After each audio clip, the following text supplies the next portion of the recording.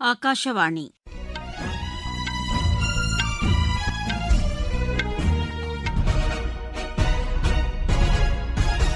செய்திகள் வாசிப்பவர் சித்ரா பாலசுப்ரமணியன். தலைப்புச் செய்திகள். வளர்ச்சியடைந்த இந்தியா என்ற இலக்கை எட்ட சிறு குறு மற்றும் நடுத்தர தொழில்துறை முக்கிய பங்காற்றி வருவதாக குடியரசு துணைத் தலைவர் திரு சி பி ராதாகிருஷ்ணன் தெரிவித்துள்ளார். பிரதமர் திரு நரேந்திர மோடி மக்களிடையே மனம் திறந்து பேசும் மன் கி பாத் நிகழ்ச்சி அகில இந்திய வானொலியில் நாளை காலை 11 மணிக்கு ஒலிபரப்பாகிறது. நாடு முழுவதும் 500 நகரங்களில் கூட்டுறவு டாக்ஸிகள் இயக்கப்படும் என மத்திய கூட்டுறவுத்துறை அமைச்சர் திரு அமித் ஷா கூறியுள்ளார். பிரிட்டனில் சட்டவிரோதமாக குடியேறியவர்களை வெளியேற்றுவதற்கான புதிய குடியேற்றச் சட்டம் கொண்டுவரப்படும் என அறிவிக்கப்பட்டுள்ளது. இலங்கை ஏ அணிக்கு எதிரான டெஸ்ட் கிரிக்கெட் போட்டியின் 3ஆம் நாள் ஆட்டநேர இறுதியில் இந்தியா ஏ அணி 2வது இன்னிங்ஸில் விக்கெட் இழப்பின்றி 48 ரன் எடுத்துள்ளது. இனி விரிவான செய்திகள். வளர்ச்சியடைந்த இந்தியா என்ற இலக்கை எட்ட சிறு குறு மற்றும் நடுத்தர தொழில்துறை முக்கிய பங்காற்றி வருவதாக குடியரசு துணைத் தலைவர் திரு சி பி ராதாகிருஷ்ணன் தெரிவித்துள்ளார். சிறு குறு மற்றும் நடுத்தர தொழில்கள் தினத்தையொட்டி புதுதில்லியில் இன்று நடைபெற்ற நிகழ்ச்சியில் உரையாற்றிய அவர், நாட்டின் ஏற்றுமதியில் 50%க்கும் மேல் இத்துறையின் பங்களிப்பு உள்ளதாக கூறினார். தொழில் முனைவோர்கள் நவீன தொழில்நுட்பத்தை பயன்படுத்தி உற்பத்தியை அதிகரித்து தரமான பொருட்களை தயாரிக்க வேண்டும் என்றும் அவர் கேட்டுக் கொண்டார். இந்நிகழ்ச்சியில் பேசிய மத்திய சிறு குறு மற்றும் நடுத்தர தொழில்கள் துறை அமைச்சர் திரு ஜித்தன் ராம் மாஞ்சி, இத்துறைக்கு மத்திய அரசு முன்னுரிமை அளித்து வருவதாக தெரிவித்தார்.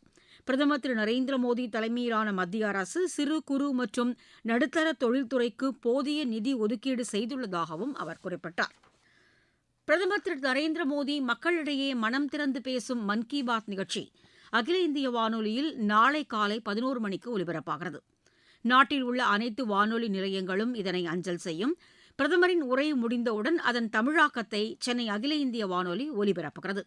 இது இரவு 8 மணிக்கு மறு ஒலிபரப்பும் செய்யப்படுகிறது. தமிழகம் மற்றும் புதுச்சேரியில் உள்ள அனைத்து வானொலி நிலையங்களும் இதனை அஞ்சல் செய்யும். நாடு முழுவதும் 500 நகரங்களில் கூட்டுறவு டாக்ஸிகள் இயக்கப்படும் என மத்திய கூட்டுறவுத்துறை அமைச்சர் திரு அமித் ஷா தெரிவித்துள்ளார். குஜராத்தில் பாரத் கூட்டுறவு டாக்ஸி திட்டத்தை தொடங்கி வைத்து பேசிய அவர், அடுத்த 2 ஆண்டுகளில் இது விரிவாக்கம் செய்யப்படும் என குறிப்பிட்டார். இந்த திட்டத்தின் கீழ் கார் ஓட்டுநர்களும் பயணிகளும் பயனடைவார்கள் என்றும் அவர் தெரிவித்தார். பல்வேறு செயலிகள் வாயிலாக கார் பதிவு செய்வதன் மூலம் ஓட்டுநர்கள் செயலி நிறுவனங்களுக்கு குறிப்பிட்ட கட்டணம் செலுத்தி வருவதை அவர் சுட்டிக்காட்டினார். பாரத் கூட்டுறவு டாக்ஸி திட்டம் மூலம் ஓட்டுநர்கள் எவ்வித கட்டணமும் செலுத்த வேண்டிய அவசியம் இல்லை என்றும் அவர் தெரிவித்தார். அமுல் கூட்டுறவு சங்கம் வெற்றியடைந்தது போல பாரத் கூட்டுறவு டாக்ஸியும் வெற்றியடையும் என தாம் நம்புவதாக திரு அமித் ஷா கூறினார். மகாராஷ்டிராவில் நாளை நடைபெறவிருந்த ஆசிரியர் தகுதித் தேர்வு ஒத்திவைக்கப்பட்டுள்ளது. வினாத்தாள் வெளியானதை அடுத்து இம்முடிவு எடுக்கப்பட்டுள்ளதாக மகாராஷ்டிரா மாநில தேர்வு இயக்ககம் தெரிவித்துள்ளது. தானே மாவட்டம் பிவாண்டி பகுதியில் வினாத்தாள் வெளியானதாக தகவல் வந்ததை அடுத்து காவல்துறையினர் அங்கு சோதனை மேற்கொண்டனர். இது தொடர்பாக வழக்கு பதிவு செய்யப்பட்டு விசாரணை மேற்கொள்ளப்பட்டு வருகிறது. ஒத்திவைக்கப்பட்ட ஆசிரியர் தகுதித் தேர்வு தேதி இணையதளத்தில் அறிவிக்கப்படும் என மகாராஷ்டிரா மாநில தேர்வுகள் இயக்கம் தெரிவித்துள்ளது. உலக சுற்றுப்பயணத்தின் ஒரு பகுதியாக இந்திய கடற்படையின் பாய்மர பயிற்சி கப்பல் INS சுதர்ஷினி அமெரிக்காவின் பால்டிமோர் துறைமுகம் வந்தடைந்தது. இந்தியாவின் கடல்சார் பாரம்பரியத்தையும் இருநாட்டு கடற்படைகளுக்கு இடையேயான நட்புணர்வுக்கு எடுத்துக்காட்டாகவும் இது இருப்பதாக பாதுகாப்பு அமைச்சகம் கூறியுள்ளது.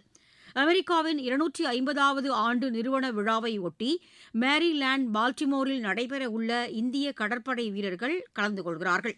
முன்னதாக வெர்ஜீனியாவில் நடைபெற்ற விழாவிலும் INS சுதர்ஷினி கலந்து கொண்டுள்ளது. கேரள மாநிலம் கொச்சியிலிருந்து அமெரிக்காவின் நார்ஃபோக் வரை 5 மாதம் பயணித்து இது அங்கு சென்றடைந்தது.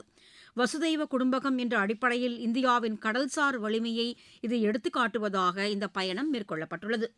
இந்திய கடற்படை கப்பல்கள் INS உதயகிரி, கவரத்தி, சக்தி ஆகியவை தாய்லாந்தின் சட்டாஹிப் துறைமுகத்துக்கு சென்றடைந்தன.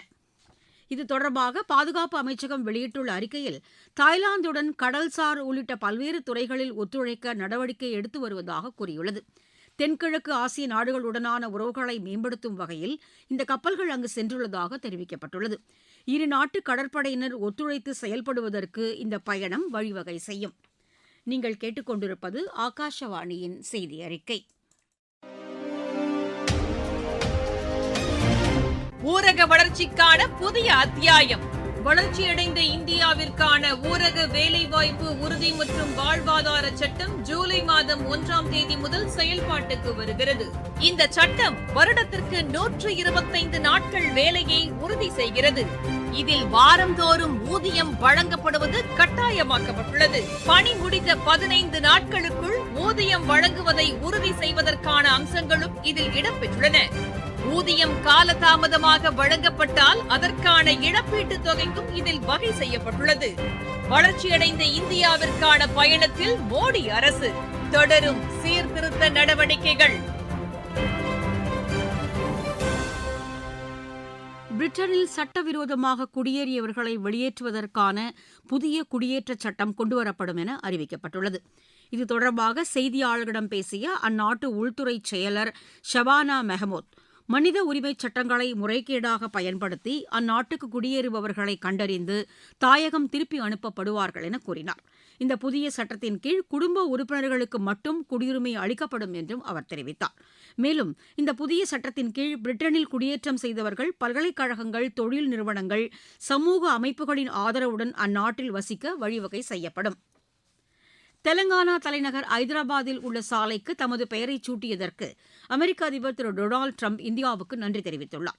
சமூக வலைதளத்தில் அவர் வெளியிட்டுள்ள பதிவில் டொனால்டு ட்ரம்ப் சாலை என்று பெயர் சூட்டியுள்ளதற்கு மகிழ்ச்சி தெரிவித்துள்ளார். முன்னதாக ஐதராபாத்தில் உள்ள அமெரிக்க துணை தூதரகத்திற்கு அருகே உள்ள சாலைக்கு தெலங்கானா துணை முதலமைச்சர் திரு பாட்டி விக்ரமார்கா மல்லு டொனால்டு ட்ரம்ப் சாலை என்று பெயர் சூட்டினார். அமெரிக்காவின் 250வது ஆண்டு நிறுவன நாளை ஒட்டி நடைபெற்ற நிகழ்ச்சியில் இந்த பெயர் சூட்டப்பட்டுள்ளது. பங்களாதேஷ் நாட்டுக்கு $110 கோடி அவசர நிதியுதவி அளிக்க உலக வங்கி ஒப்புதல் அளித்துள்ளது. அந்நாட்டின் பொருளாதார நெருக்கடி ஏற்பட்டுள்ளதை அடுத்து எரிபொருள், உரம் விலை அதிகரித்துள்ளது. இதனையடுத்து உணவு பாதுகாப்பை நிலைநாட்டும் வகையில் உலக வங்கி இந்த நிதியுதவியை வழங்குகிறது. உர இறக்குமதிக்காக $30 கோடி, அவசர செலவினங்களுக்காக $71 கோடி வழங்கப்பட உள்ளது. பங்களாதேஷில் பணவீக்க விகிதம் அதிகரித்துள்ளதை அடுத்து இந்த நிதியுதவி பெரிதும் பயனுள்ளதாக அமையும் என எமது செய்தியாளர் தெரிவிக்கிறார். ஈரான் ட்ரோன் தாக்குதல் நடத்தியதாக பஹ்ரைன் கூறியுள்ளது. அந்நாட்டு வெளியுறவு அமைச்சகம் வெளியிட்டுள்ள அறிக்கையில் இந்த தாக்குதலில் உயிர்ச்சேதம் எதுவும் இல்லை என கூறப்பட்டுள்ளது. பஹ்ரைன் மீது ஈரான் நடத்திய ட்ரோன் தாக்குதலுக்கு ஐக்கிய அரபு எமிரேட்ஸ் கடும் கண்டனம் தெரிவித்துள்ளது. பஹ்ரைன் நாட்டின் இறையாண்மைக்கு எதிரான நடவடிக்கை இது என்றும் அது கூறியுள்ளது. அமெரிக்கா ஈரானின் தென்பகுதியில் நடத்திய தாக்குதலுக்கு பதிலடியாக அமெரிக்க முகாம்கள் மீது தாக்குதல் நடத்தப்படும் என ஈரான் கூறியிருந்தது. ஆப்பிரிக்காவின் காங்கோ நாட்டின் எபோலா வைரஸ் தொற்றால் பாதிக்கப்பட்டவர்களின் எண்ணிக்கை 1200ஆக அதிகரித்துள்ளது. இந்த தொற்றால் 321 பேர் உயிரிழந்ததாகவும் அந்நாட்டு சுகாதாரத்துறை கூறியுள்ளது. இந்த தொற்றிலிருந்து 148 பேர் குணமடைந்ததாகவும் 419 பேர் தனிமைப்படுத்தப்பட்டு சிகிச்சை பெற்று வருவதாகவும் கூறியுள்ளது. காங்கோ நாட்டில் மருந்துகளின் பற்றாக்குறை இருப்பதாகவும் உலக நாடுகள் உதவியளிக்க வேண்டும் என்றும் சுகாதாரத்துறை கேட்டுக் கொண்டிருக்கிறது. விளையாட்டுச் செய்திகள். இலங்கை ஏ அணிக்கு எதிரான டெஸ்ட் கிரிக்கெட் போட்டியின் 3ஆம் நாள் ஆட்டநேர இறுதியில் இந்தியா ஏ அணி 2வது இன்னிங்ஸில் விக்கெட் இழப்பின்றி 48 ரன் எடுத்துள்ளது. கலேயில் நடைபெற்று வரும் இப்போட்டியில் இலங்கை ஏ அணி முதல் இன்னிங்ஸில் 330 ரன்னுக்கு ஆட்டமிழந்தது. இந்தியா ஏ அணி தற்போது 170 ரன் முன்னிலையில் உள்ளது.